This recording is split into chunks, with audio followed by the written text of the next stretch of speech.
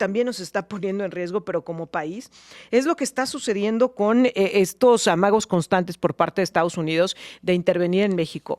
Ha elaborado una nueva lista de delincuentes, ha metido presión con el tema de Cuba. ¿Cómo se está dando esta situación? Pero además, pues, ¿cómo estamos en términos generales con Estados Unidos? Eso platicamos esta mañana con Emilio Álvarez y Casa. Emilio, ¿cómo estás? Muy buenos días. Erika, muy buenos días, un gusto saludarte. Un abrazo acá desde la Chilanga Banda, aquí de San Luis. Oye, Emilio, hemos escuchado constantemente el mensaje de la presidenta de México diciendo no a la intervención de Estados Unidos. Incluso la Organización de las Naciones Unidas ha respaldado esta postura y ha dicho Estados Unidos no tiene argumentos para intervenir en otras naciones, pero pues ya vimos lo que pasó en Venezuela. Y ya conocimos este nuevo listado de delincuentes que Estados Unidos quiere que sean enviados hacia ese territorio y que, por cierto, estos ya no están detenidos, ya no están en las cárceles, implicarían procesos de detención. ¿En qué situación nos encontramos como país, Emilio? Mira, a mí me gustaría que las acciones de seguridad y de protección estuvieran motivadas por el propio gobierno mexicano, no que tuviera que venir un gobierno de afuera. O sea, estas personas que hacen actos pues, contra la sociedad, contra nuestra paz, nuestra seguridad, tendrían que estar detenidos, pero no necesitaría el gobierno de Claudia Sheinbaum o ningún otro que les dijeran que lo hagan.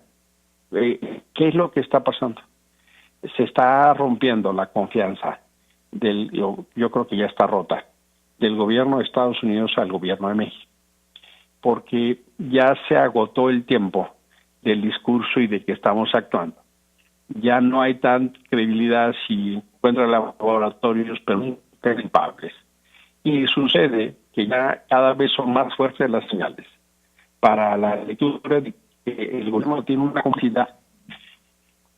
Y esa complicidad está esencialmente con grupos criminales.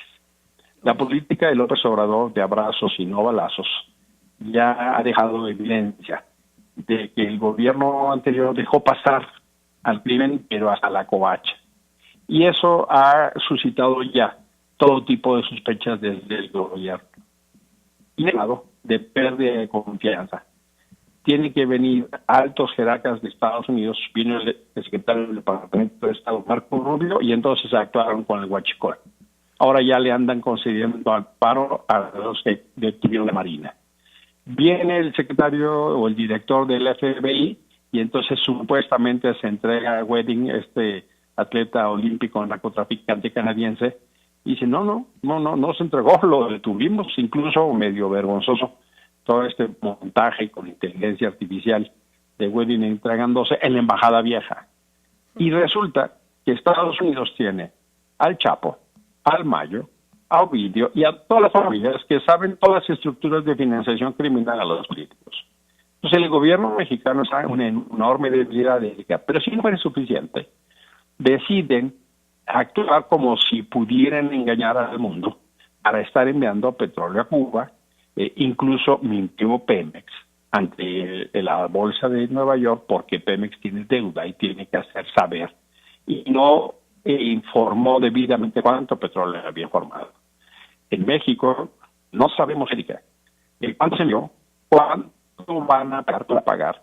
Y tú dirías, bueno, hombre, fíjate que Pemex está en una abundancia tal que puede darse sus lujos. No, Pemex está al borde de la quiebra. Pemex tiene una deuda enorme. Estamos pagando gasolina mucho más cara de la que la compramos. Nos la ofrecieron a 10 pesos y la estamos pagando a 24. Y se hace un escándalo por la opacidad y la mentira. En ese contexto, por supuesto que el gobierno de Trump presiona cada vez más pues por la pérdida de confianza. Y si le preguntan al gobierno de Sheinbaum, oye, ¿tú de qué lado estás? Claro.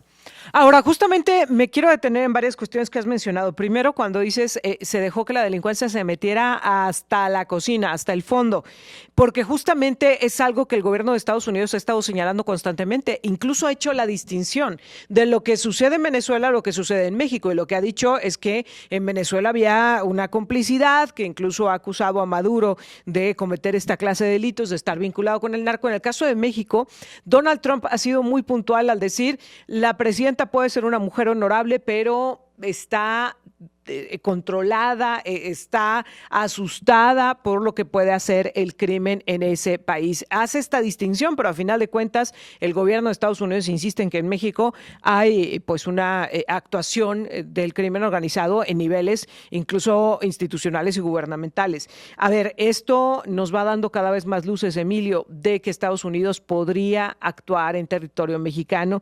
Y te preguntaría también, ¿no le salía más barato a la presidenta, en torno a este caso que ya mencionabas, el de Ryan Waring, reconocer un mecanismo de colaboración, como lo dijo el gobierno de Estados Unidos, porque incluso agradecieron las facilidades del gobierno mexicano, la colaboración? ¿No le salía más barato políticamente admitir que hubo una coordinación, a dejar abierta esta posibilidad de que quién sabe qué pasó? Hombre, por supuesto, pero además, Erika, claro que queremos colaboración de los gobiernos para partirle su maíz a la delincuencia, al narco y al crimen. Si los narcos se coordinan a nivel global, ¿por qué no se van a coordinar los gobiernos para detener a criminales o detener estructuras macrocriminales? Claro que queremos que se coordinen. Ahí andan inventando historias de que si el avión Hércules que entró, que si no venía, que si venía, que estaba de Uber trayendo a fuerzas mexicanas, en lugar de hacer las cosas bien. Ahí están inventando fotos falsas de inteligencia artificial, en lugar de decir, sí cooperamos para detener al sexto criminal más buscado por el FBI, porque de suyo también afecta a México. Pues claro que queremos esa cooperación, pero están más o menos en una dinámica absurda. Les ha abordado el síndrome de Juan Escutia, se envuelven en un oficio y se avientan del escritorio, por el amor de Dios. Ese entendimiento de soberanía nos hace mucho daño.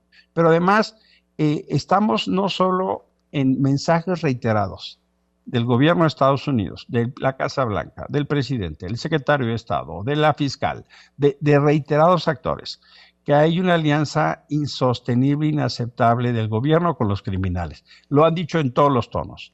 Eso erosiona la credibilidad en el gobierno y en la marca país. Y actúan como si no pasara nada. Pero para colmo de males, estamos entrando en un momento extraordinariamente peligroso, porque en noviembre de este año hay elecciones en Estados Unidos. Sí. Eso se llaman las elecciones intermedias. Las últimas encuestas reflejan que Trump está perdiendo popularidad. Lo de Venezuela no le salió como quería. Las medidas que ha tomado de ICE, incluidas la pérdida de vidas de ciudadanos estadounidenses, ha enfurecido tremendamente. Los excesos que vimos en Minneapolis y otros lugares tienen mucha irritación. El incremento de los aranceles en Estados Unidos, como se dijo, terminó en que se incrementaron los precios allá. Entonces no es tiempo fácil y eso puede dar un margen muy peligroso para que Trump decida hacer hechos espectaculares, entre ellos pelearse por Groenlandia o atacar a puntos específicos en territorio mexicano.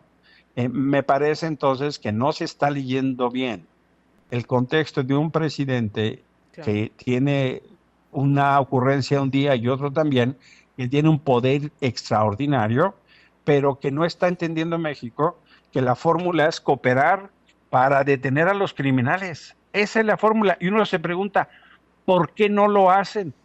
La respuesta que yo me doy es que probablemente porque hay mantos de complicidad o de impunidad ahí de por medio, Erika. Ahora, Emilio, hablando justamente de eso, hay una amenaza adicional que está en puerta. El proceso electoral, ya vimos lo que sucedió con estos diputados de Movimiento Ciudadano. Integralia Consultores nos ha dado aquí las cifras, las estadísticas de cómo cerramos el 2025 en materia de violencia política y son muy preocupantes. Y cómo estamos empezando este 2026, que en teoría tendría que ser un año tranquilo, pero que ya lo iniciamos con incidentes, pues que lamentar, relacionados con violencia política en todas sus vertientes. A ver, ¿qué es lo que puede suceder si esto no se atiende, Emilio? Fíjate que este es un tema muy sensible. Acaba de salir la ENSU, la Encuesta Nacional de Seguridad Pública. Y lo que dice esa ENSU es que está subiendo la percepción de inseguridad. Esto no tiene nada que ver con lo que dicen las estadísticas del gobierno. Las estadísticas del gobierno dicen que disminuyen los homicidios. El problema es que están dando una información distorsionada porque están subiendo dramáticamente las desapariciones. El gobierno de Claudia Sheinbaum ya superó el de por sí récord histórico de López Obrador de desapariciones y han desagregado la categoría de homicidios en varias categorías. Por eso bajan. Pero lo que dicen las encuestas, lo que dice el INEGI, es que la gente se siente más insegura. El tema de la inseguridad se está convirtiendo en la principal preocupación de las y los mexicanos. Por eso necesitamos que el gobierno de México actúe contra los criminales. Y por eso necesitamos una buena coordinación con los gobiernos estatales e incluso municipales. Si se hacen cosas fuera de la ley y el mensaje que se manda es, ándenle, pasen chicos, no pasa nada, pues claro que la gente se preocupa. Si hay gente en la lateral de la 57 haciendo piruetas y marionetas y no pasa nada, pues claro que el mensaje es, aquí no hay ley, aquí no hay límite. Y lo mismo pasa cuando hay extorsión de piso y lo mismo pasa con los homicidios. Si no hay culpables y no hay consecuencias, se empodera la violación a la ley. Ese es el problema estructural de lo que estamos viviendo y eso me parece que el gobierno de Claudia Sheinbaum no lo está entendiendo. Emilio, pues como siempre, un gusto tenerte en este espacio y poder platicar contigo. Muchas gracias y tendremos mucho que conversar y lo digo con preocupación, con entusiasmo de poder saludarte, pero con preocupación de lo que se está viniendo en este país. Te agradezco como siempre. Muchas gracias. Es mejor platicar de la situación que cerrar los ojos. Sin duda. Por eso es tan importante estar contigo. Un abrazo. Te lo agradezco mucho, Emilio Álvarez y Casa, platicando con nosotros.